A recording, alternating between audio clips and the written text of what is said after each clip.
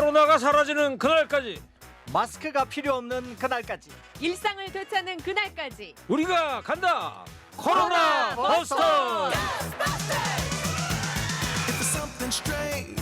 코로나 잡으러 나왔습니다. 코로나 버스터즈 2호 과학 전문 코로나 전문 기자입니다. 강양구 TBS 과학재난 팀장 그리고 장군입니다. 최지은 아나운서 장군 나왔어요. 어서 오세요. 안녕하십니까. 네, 반갑습니다. 안녕하십니까. 네. 반갑습니다. 유튜브에 벌써 최지은 장군 나왔다고 다들 좋아하고 계십니다. 최재은 네. 아나운서 예쁨 주의 이런 거 올리셨군요. 어디 있어요? 여기 위에 있어요. 예쁨 주의 어딨냐 찾아야 되네. 아 됐어요. 너무 찾지 많이 마세요.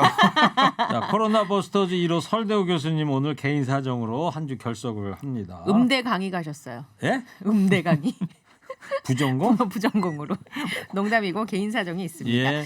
자, 코로나19 샅샅이 파헤쳐 볼 텐데 확진자 5만 명 넘게 나왔다 해서 많은 분들 깜짝 놀라실 테지만 전혀 놀랄 필요가 없다라는 얘기 잠시 후에 전해드리겠습니다. 자, 궁금한 점 있으신 분들 50원의 유료 문자 샵에 0951 TBS 앱 이용해서 보내주십시오. 네. 오늘 54,122명이에요. 그죠? 네네. 뭐 눈만 뜨고 일어나면 만 명씩 늘고 있는데. 맞아요. 근데 위중증은 얼마예요? 위중증. 위중증은 282명. 오늘 282. 네, 어제 285명으로 조금 늘어났었는데 예. 다행히 3명이 3명 줄었습니다. 줄었네요. 네. 네. 그래서 지금 210명에서 300명 사이에 박스권을 형성하고 있어요. 그러니까 확진자 규모는 10,000명 이상씩 막 늘고 있는데 그에 비해서 위중증 환자는 굉장히 안정적으로 관리가 되고 있다. 네, 방역 당국도 지금 그 점을 굉장히 주목하고 있고요. 제가 2주 전에 오미크론 시대에 이 코로나 뉴스 보는 법 맞아요. 말씀드렸잖아요. 예. 그러니까 앞으로 확진 환자 숫자들은 매일매일 계속해서 늘어날 텐데 그 늘어나는 확진 환자 숫자에 놀랄 필요가 없고 매일매일 발생하는 위중증 환자의 숫자의 추이를 보면 그 추이가 안정적으로 유지가 되면 지금 우리 방역 당국이 충분히 현재 상황을 관리하고 있구나라고 예. 생각하시면 된다라고 말씀을 그래서 드렸어요. 2주 전부터 강 예. 기자 얘기 듣고 나서부터 아침마다 당국 발표 나오면 확진자 수보다 위중증이 몇 명이 이거부터 맞아요. 보거든요. 네, 위중증 환자가 맞습니다. 중요합니다. 근데 일부 언론에서는 확진자가 이렇게 쏟아지니까 정부가 방치했다, 셀프 격리해야 된다, 각자 도생해야 한다 이런 뉘앙스의 기사를 내보내면 일단 보는 분들 걱정이 된단 말이죠. 네. 방역 당국이 막 손 네. 놔버렸다. 포기를 했다, 포기했다 뭐. 이런 거 같은데. 전혀 손 놓고 있는 게 아니고요. 이제 오히려 손을 더 놓아야 될 상황일 수도 있는데 방역 당국이 혹시나 하는 마음에 지금 끝까지 움켜쥐고 있다라고 표현하는 게 더 정확할 것 같습니다. 고위험군 중심으로. 네, 왜냐하면은 지금 다수의 많은 방역 전문가들이 이제 오미크론 변이의 경우에는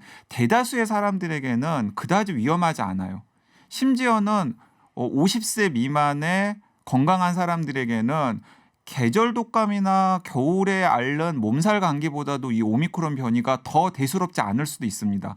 근데 문제가 되는 것은 무엇이냐면 60세 이상의 고령층이나 50대의 기저질환을 가진 분들 중에서 백신을 접종하지 않은 분들 특히 예. 이런 분들 같은 경우에는 오미크론 변이에 감염되더라도 지난 2년간의 코로나19 때 이 위험했던 것처럼 문제가 될 수 있는 상황이 생길 수 있기 때문에 지금까지 여기저기 분산되어 있던 자원을 다 집중해가지고 이제 그분들의 위중증 환자 관리 그리고 생명을 살리는데 네. 더 집중을 해보겠다라는 거예요. 그 과거에 위중증 환자가 막 1,000명 돌파하고 했을 때보다 지금 상황이 더 좋은 게 치료제가 일단 적극적으로 투여가 되지 않습니까? 네, 지금 최전 아나운서 굉장히 중요한 지적하셨는데 더군다나 작년까지만 하더라도 우리에게는 거리두기와 백신밖에 무기가 없었는데 올해 들어서는 먹는 치료제라는 새로운 무기가 생겼고 그 먹는 치료제 효과가 실제로 우리나라에서 환자들한테 먹여보니까 굉장히 좋은 것으로 지금 점점 판명이 나고 있거든요. 그 약 이름이 뭐지? 팍스로비드. 팍스로비드. 예. 네. 최진 아나운서 저 강양호 기자한테 칭찬받았네. 이 워낙 그래요. 저 기자 하다 보면 네. 이 기자회견하고 그럴 때 뭘 묻잖아. 예. 그랬을 때 그 취재원이 좋은 질문했습니다. 괜히 우쭐해지거든. 우쭐했죠. 우쭐하게 되네요. 예. 네, 그래서 그 하루 확진 환자가 많이 나온다고 전혀 걱정하실 필요가 없고요. 다시 한번 강조해 드립니다만은 위중증 환자 관리만 꾸준히 지금 수준에서 되면은 크게 걱정할 필요 없다라는 거 다시 강조해 드리고 싶습니다.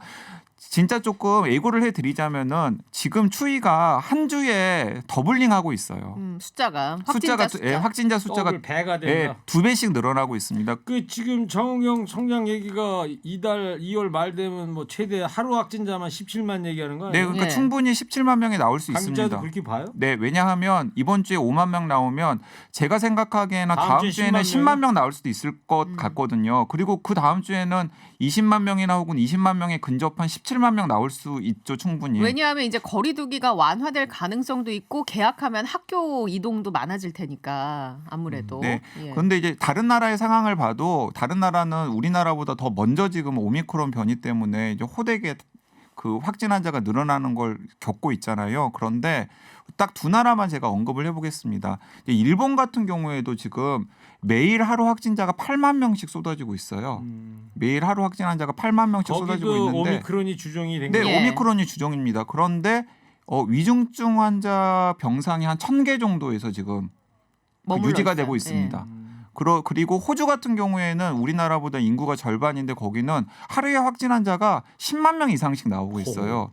그런데 거기도 위중증 환자 병상은 한 400병상 정도에서 방어가 되고 있습니다. 그 얘기는 오미크론이 전 세계적으로 빠르게 확산하고는 있지만 이 위중증 환자는 적다. 예. 네, 위중증 환자와 우리뿐만이 사망자는 적고 다른 나라에 먼저 경험한 다른 나라의 경우에도 그렇기 때문에 지금 이 오미크론 변이가 정점을 찍은 유럽의 뭐 영국이라던가 독일이라던가 이런 나라들 같은 경우에는 오히려 지금 방역을 풀고 있는 상황이에요. 아니 아까 핫뜨건 뉴스에서도 네. 영국의 보리슨 존슨 총리가 위드 코로나 이제 하겠다는 거예요. 그렇죠. 네. 확진이 돼도 자가격리를 없애겠다는 네. 거예요. 네. 잉글랜드 안에서는. 예. 그래서 영국 안에서도 약간 갑론을박이 있긴 합니다만은 이제 기본적으로 영국 정부의 인식은 오미크론 변이를 우리가 경험을 해봤더니 아까 방금까지 말씀드렸던 대로 위중증 환자가 그렇게 많이 나오지 않기 때문에 충분히 의료 체계 내에서 감당이 가능하고 사망자도 용인할 만한 수준이기 때문에 안 나오는 건 아니지만 계속 이렇게 거리두기를 하고 뭐 재택격리를 하고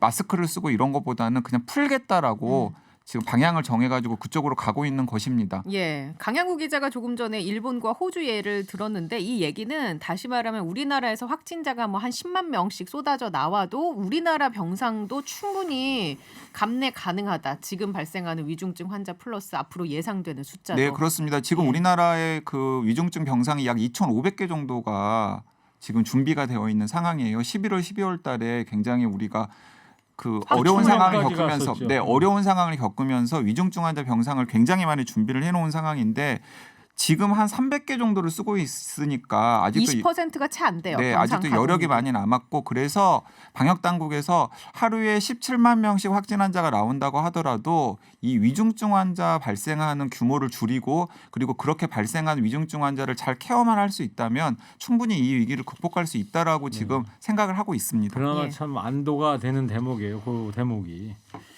728 청취자께서 최지은 예쁨 주의. 예쁜 건 모르겠고 주의는 해야 할 듯이요. 아, 정말 덕담하신 거 아닌 것 같은데. 덕담이라고 받아들이겠습니다. 자, 강 기자, 이 정부가 말이죠. QR 코드 전자 출입구 등 다중 이용 시설 출입 명부를 더 이상 쓰지 않는 방안도 검토 중이다. 이런 얘기는 어떻게 하겠다는 거예요? 네, 그 사실은 별로 의미가 없는 거죠. 그러니까 휴대폰 음식점 들어갈 때 이거 찍고 안 한다는 들어가는 거예요? 네, 왜냐하면 이제 역학조사를 제대로 안 하고 있거든요. 정부가 역학조사 안 하겠다라고 지금 선언을 한 상태예요.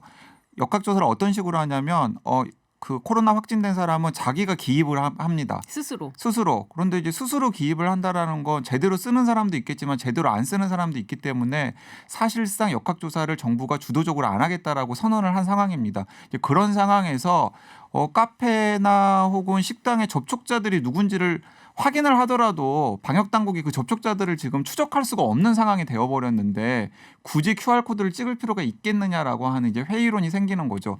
그런데 그렇다고 하더라도 당장 없애지는 못하는 게 뭐냐면 지금 유행 규모가 너무나 커지면은 만에 하나 또 우리가 예상하지 못한 변수들이 생길 수 있잖아요. 그래서 방역 패스 같은 것들을 유지하는 것은 현재 시점에서는 여전히 필요할 수도 있다라고 방역 당국이 판단하고 있는 것 같아요. 그래서 이번 주 그리고 다음 주까지 상황을 지켜보고서 방역을 더 완전히 풀지 아니면은 지금 수준을 조금 유지할지를 결정할 것으로 보입니다. 예. 그리고 조금 전에 나온 소식이 선거 기간 동안 코로나19 확진 판정을 받은 분들 어떻게 하는지 발표가 됐어요. 네, 발표가 어떻게 됐습니다. 하기로 했어요, 예. 네, 7시 30분까지 투표 시간을 연장을 해가지고요. 네, 6시부터 하는 거예요? 네, 그러면? 코로나 확진 받으신 분들은 일반인들 투표가 끝난 다음에, 그러니까 확진 안 된 분들 투표가 끝난 다음에, 일반인들은 제가 잘못 쓴 표현이고요. 확진 안 된 분들 투표가 끝난 다음에 1시간 반 동안 그 정해져 있는 투표장에서 투표를 할 네. 수 있도록 배려할 방침입니다. 6시부터 7시 30분 1시간 까지. 반 동안 예. 그렇게 돼 있다. 확진자 이제 가택 치료하고 있는 분들이 그때 이제 나와서 투표할 수 있다는 얘기죠. 네, 그렇습니다. 그리고 사실 이건 뭐 전혀 문제될 게 없는 게 왜 문제될 게 없냐면 그 지금도 재택에 격리되어 있거나 혹은 재택 치료를 하시는 분들에 대해서 그 재택에 있는지를 추적하는 앱을 의무적으로 설치하는 그 의무 조항이 없어졌거든요. 맞아요. 그거 없앴다. 그러니까 사실 본인의 양심에 맡기는 겁니다. 그러니까 본인이 확진되어 가지고 재택 치료 중이신 분이거나 혹은 뭐 밀접 접촉해 가지고 어떤 경우든 재택 격리되어 된 분들 같은 경우에는 선거 당일날 이제 6시부터 7시 30분까지 자발적으로 나와 가지고 정해진 투표장에서 투표를 하시면 됩니다. 알겠어요. 예. 그리고 강양구 기자님, 그 60세 이상 고령층 그 고령층 얘기를 꼭 넣어야 돼요. 아, 제가 고령층이라고 하지 않고 아까 이제 했어요. 죄송합니다. 습관이 돼 가지고 그 여러 번 말씀을 하셔 가지고 제가 다른 방송에서는 굉장히 주의해서 60세 이상의 이상 계신 고위험군 분들 혹은 고위험군 뭐 이런 정도로 이야기를 하고 있습니다. 그냥 참고삼아 말씀드리는 거예요. 네, 이제 여기서 궁금해지는 건 이거죠.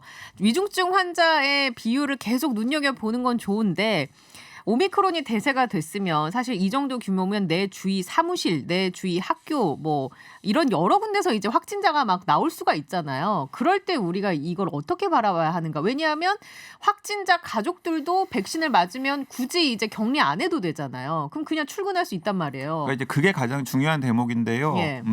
저는 사실 제 주변에 예를 들어서 지금 최지은 아나운서나 혹은 앵디가 오미크론 변이에 감염이 되었다고 하더라도 저는 두 분을 전혀 개의치 않을 것 같습니다.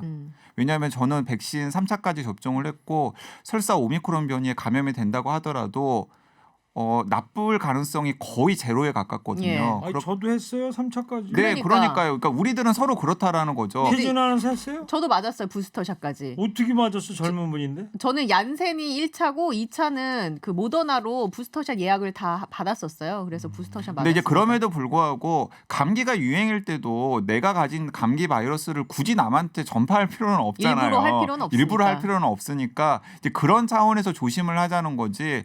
지난 2년간 우리가 코로나19 바이러스를 무서워했던 것처럼 오미크론 변이를 무서워할 필요는 전혀 없다라고 생각합니다. 여기저기서 나와도 굳이 그거 네. 갖고 어디서 걸렸냐, 뭐 왜 걸렸냐 이런 거 따질 필요도 없다. 네, 전혀 없고 그리고 그렇게 하는 것 자체도 불가능합니다. 왜냐하면 지금 방송 들으시는 애청자분들 중에서도 아무리 조심을 한다고 하더라도 이 정도로 확진 환자가 많이 나오는 상황에서 사실 그리고 확진 환자가 전부 체크가 되지도 않은 상황이에요. 왜냐하면 지금 PCR 검사는 60세 이상만 제한적으로만, 받을 수 있기 예. 때문에.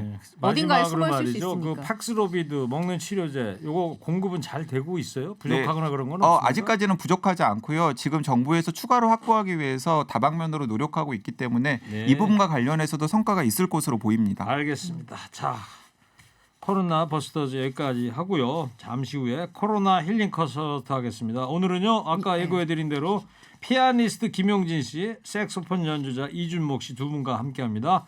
조금 이따 시작하겠습니다.